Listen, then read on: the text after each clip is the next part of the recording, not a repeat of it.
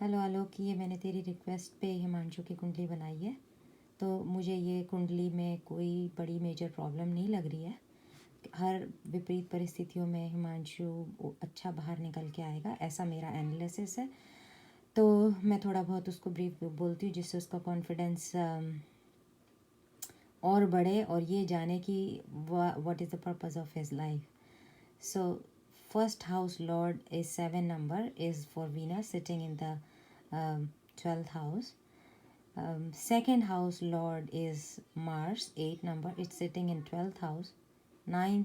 Third lord is sitting in 8th house. Fourth lord is sitting in 10th house and 11th lord is sitting in 10th house, means 10th और 11th दोनों Saturn का होता है। 12th और 9 Jupiter का होता है, जो कि यहाँ पे 8th हाउस में है। 6th हाउस का लॉर्ड इसमें है। फर्स्ट हाउस मार्स का होता है, फर्स्ट और 8th हाउस वो 12th हाउस में है। थर्ड हाउस और 6th हाउस ये मरकरी का होता है, तो ये 12th हाउस में है। और इसका 4th नंबर होता है वो मून का होता है, वो भी 12th हाउस में। 5th सन का खुद का ही घर होता है। तो अगर एकदम से कोई कुंडली देखता है तो बोले कि अरे सारी घर के सारे ही जितने लॉर्ड हैं वो सारे जाके 12th में बैठ गए, या फिर लॉर्ड दो घर के लॉर्ड 9th और 12th वो आकर के 8th में बैठ गए, तो ये बड़ी प्रॉब्लम है। लेकिन ये एक बहुत बढ़िया राजयोग बनता है, जो कहते हैं कि जब भी 6th हाउस का Lord means 12 number is Jupiter sits in 8th house, जब भी 8th हाउस का लॉर्ड मतलब यहाँ पे Venus is sitting in the 12th house, और 12th हाउस का Lord means 6th number is sitting in 12th house, तो जो भी दो ये 3 घर सबसे प्रॉब्लमेटिक होते हैं हर कुंडली में, इसी पे एनालिसिस होती है प्रॉब्लम्स। तो 6th 8th और 12th ने आपस में इंटरचेंज हो गया, आपस में कनेक्शन को रिलेशन बन गया, तो इसको बोलते हैं विपरीत राजयोग। 3 टाइप के ये यहाँ पे विपरीत राजयोग बन रहा है, हर्षा, सरला और विमला, 3 हर। तो जब भी इसकी विमला राजयोग, सो विपरीत राजयोग, तो हर्षा, सरला, विमला, विपरीत, नीच भंग राजयोग, तो इन्होंने नीच भंग राजयोग बनाए। इसकी जब भी विपरीत स्थिति आएंगी, प्रॉब्लम्स आएंगी, तो समझ लो कि ये वो उसको उभार के लेके आएंगी हर बुरी स्थिति से, तो इसकी कोई भी प्रॉब्लम इसको तकलीफ नहीं दे पाएगी। But still, the house of loss is a house of loss. Something is sitting there will give some losses, but not major losses. Mercury and Venus sits in the 12th house, gives the best results. And mercury यहाँ comfortable है, अपने ही खुद के घर में, तो नुकसान नहीं होने देगा।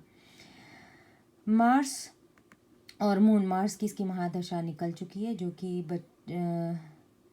बचपन में ही इसको शायद या फिर 100 साल बाद आएगी इसकी महादशा। तो कोई जब मेजर लॉसेस ये तब देखेगा, अगर मून की तो देख चुका है ऑलरेडी, तो नहीं 1990 में आएगी, और मार्स भी उसके बाद आती है। तो 40-50 साल बाद मून मार्स लगेगी, जो कि हाउस ऑफ लॉस है, तो वहाँ पे लॉस तब मेजर देखने को मिलेगा। लेकिन वीनस और मरकरी यहाँ पे कोई मेजर कोई लॉस नहीं करवा रहे। हाँ, लेकिन ओवरऑल हो सकता है वाइफ यहाँ पे बहुत खर्चीली हो जाए, हो सकता है कि यंगर सिबलिंग, अगर कोई भाई, छोटे भाई बहन होते तो उनसे उसको डिफ़िकल्टी होती, प्रॉब्लम होती, या वो डिस्प्यूट ट्रबल में चले गए। और हाँ, भाग्य स्थान जा कर के लॉस में बैठ गया, तो लक इतना फेवर नहीं कर रहा, लेकिन विपरीत राजयोग बन चुके हैं, तो लक तो फेवर कर ही रहा है कि तुम्हें हर बुरी परिस्थिति से निकाल रहा है। तो मुझे, और यहाँ पे राहु और केतु जब खुद के घर में बैठ जाए तो बुद्धि फिर जाती है, लेकिन अगर आप देखो तो यहाँ पे राहु केतु न्यूट्रल है, तो ये आपको एज सच कोई नुकसान नहीं करेंगे। बस अपनी बुद्धि सही रखो। और जब भी एक थोड़ी सी मुझे हल्की सी कंसर्न है कि मार्स और वीनस जब बैठते हैं तो ये कहते हैं कि थोड़ा सा मतलब ये है कि when you talk and deal with the woman, deal with nicely, politely, don't be aggressive. लेकिन यहाँ पे वीनस 0 डिग्री का है, तो it will not in any ways, मुझे वो भी कोई प्रॉब्लम नहीं लग रहा कि उसका वीनस कोई एक्टिवेट होकर उसको प्रॉब्लम करेगा। और यहाँ पे एक अनदर योग बना है, चंद्र मंगल योग जी। ये चंद्र मंगल योग वेल्थ का है, तो भैया वेल्थ का योग किसी भी हाउस में बने, वेल्थ का योग तो वेल्थ का ही योग है। तो वेल्थ का योग हाउस ऑफ लॉस में बैठा है तो भी कोई परेशानी नहीं है, क्योंकि उतनी वेल्थ नहीं देगा, वेल्थ देगा और निकलती जाएगी, ठीक है। आखिर मतलब कहने का मतलब है कि खर्चे होते जाएंगे। तो ये अकेला हाउस सिर्फ हाउस ऑफ लॉस ही नहीं होता, इसमें ये हाउस ऑफ मोक्ष भी होता है, ये हाउस ऑफ लिबरेशंस भी होता है, ये दान पुण्य का भी होता है। तो आप समय समय पे टाइम पे मंगल की चीज़ों का दान कर दें, आप हरा कपड़ा दान कर दें, आप चावल दान कर दें, आप तो आप अपना दान से लॉस निकालते जाएं। तो मुझे लगता है कि ये लॉस उतने नहीं रहेंगे, और वैसे भी मुझे किसी भी हालत में नहीं लगता है इतने बढ़िया विपरीत राजयोग बन गए कि ये कुछ मेजर लॉस देगा।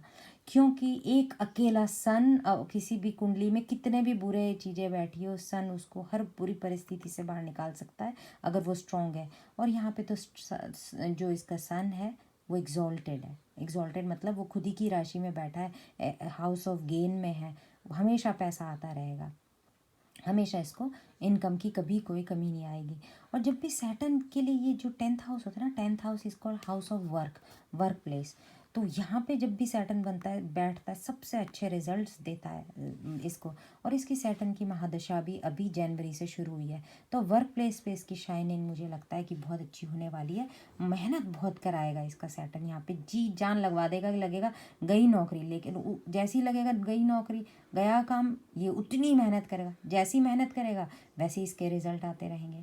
बस ये है कि मुझे ये लगता है कि और अच्छे रिज़ल्ट लेने के लिए गरीब लोगों में मम्मी पापा से इसके नाम से दान करा दो, या फिर हर महीने $100 निकाल के अपने मम्मी को दो कि ये बिल्कुल जिनके पास रोटी दाल चावल नहीं है, बिल्कुल गरीब तबका है जो एकदम मंदिर नहीं गरीब, जो बिल्कुल भिखारी टाइप के स्लम वाले, उनको कंबल दो, चप्पल दो, खाना दो, रोटी दो, शेविंग साबुन ला के दो, लाइक ऐसी चीज़ें जिससे किसी गरीब तबके का भला हो। तो तुम्हें यहाँ पे सैटर्न सबसे अच्छे रिजल्ट्स देगा।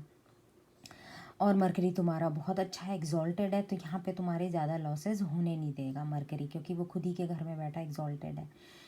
तो ये सबसे अच्छी चीज़ है। तो इस सैटर्न के बाद जो मरकरी लगेगा तो 2040 तक तो मुझे नहीं लगता कि तुम्हें कोई भी प्रॉब्लम आएगी। हाँ, ऊपर नीचे लॉसेस होते रहेंगे, that's a part of life, तभी आप आदमी आगे बढ़ता है। लेकिन जब भी यहाँ केतु बैठ जाता है वाइफ हाउस में, बिजनेस हाउस में, तो उसमें थोड़े से लॉसेस करवाता है, या फिर ना चाहते भी वाइफ से या पार्टनर से थोड़ी सी अनबन के चांसेस होते हैं। लेकिन अगर मुझे मालूम नहीं एग्जैक्टली किस लेवल पे अनबन कोई महसूस करता है। कई लोगों के एक छोटा सा आपस में डिस्कशन ही एक बहुत बड़ा एक इशू होता है, और कईयों के लिए बहुत बड़ी आपस में अनबन भी एक छोटा सा इशू होती है। तो दैट डिपेंड्स अगेन कि अनबन कोई आदमी किस तरीके से लेता है। रही बात इसके अष्टक वर्गा स्कोर की, षटबाला की मैं बताती हूँ। तो अभी जो सैटर्न है तो बहुत कष्ट और बहुत इसको बहुत फ़ायदा मतलब बेनिफिट है, इसको नुकसान नहीं होगा। ईश कर्ज देखे जाए तो इसको सम रहेगा, इसको कोई ऐसा नहीं दिखेगा कि भाई बहुत कष्ट और बहुत लॉस। जैसे ही मरकरी की दशा आएगी 20 साल बाद, ये बिल्कुल राजा बन जाएगा। बेनिफिट है, इतना पैसा अन्न धन ये सैटर्न करवाएगा। मेहनत जो पहले ये इस साल 20 साल जो सैटर्न मेहनत करेगा ये इस 20 साल में, ये सारे रिजल्ट अगले 20 साल मतलब में भोगेगा। 336 जो सबसे बेस्ट पार्ट ऑफ लाइफ आएगा इसका। और इसका सन भी बहुत अच्छा है, 357। देखो ईस्ट कितने बढ़िया ईस्ट है, और बुरा टाइम तो इसका निकल चुका है। तो रही बात, अब मैं इसका अष्टक वर्गा देखते हैं कि कौन सा घर इसको रिजल्ट अच्छे देगा बुरे देगा। इसका अष्टक वर्गा स्कोर सबसे कम आ रहा है, बुरा किसी का भी नहीं है मेरा, मैंने 22 नंबर छठे घर को, हाउस ऑफ लॉस को। तो देखो ये गुड थिंग है। जब भी मतलब मीन्स ये कहते हैं हाउस वाले लॉस में नंबर ज़्यादा नहीं आना चाहिए, क्योंकि वो फिर ज़्यादा लॉसेस होता है। तो हमेशा कहते हैं कि हाउस ऑफ जो लॉस है उसमें नंबर कम ही होना चाहिए। तो इसका छठे नंबर को कम नंबर मिला है, तो दैट्स गुड, लॉसेस इसके मेजर नहीं होंगे। सबसे अच्छे इसको जो बेस्ट रिजल्ट मिला है 4 नंबर हाउस में, शनि इसको इसको कहाँ से कहाँ पहुँचा देगा। देखो 4 नंबर, और ये देखो इस राशि में 4 नंबर, और सैटर्न यहाँ बैठा है, सबसे अच्छे नंबर। मेहनत किए जा और देख फल कैसे मिलता है। ऐसा राजा बन के रहेगा, राजा बन जाएगा एकदम। कैसे 39 exceptionally good number, good score in the 10th house, house of work place, house of job, house of your organisation.